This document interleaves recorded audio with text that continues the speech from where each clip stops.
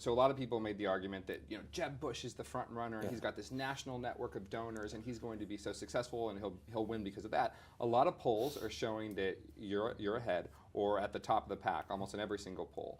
How do you react to that popularity this early on? And number two, how do you match the national donor and support network and infrastructure that Jeb Bush purportedly has? Yeah, two great questions.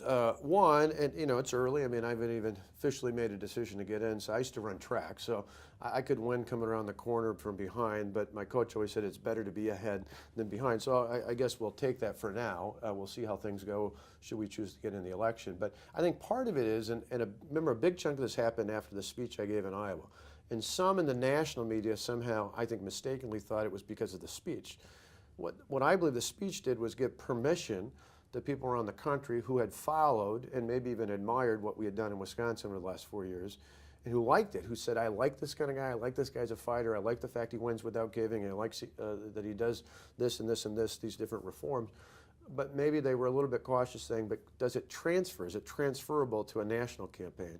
When they saw the reaction to what happened in Iowa in the national media, I think that gave people permission, and suddenly you saw the poll numbers go up. So I think that was really helpful. The other part, very insightful on your part, certainly the Bush name helps, I think, in large part because there are people who owe an appointment or an ambassadorship to 41 or 43, Jeb Bush's brother or his father.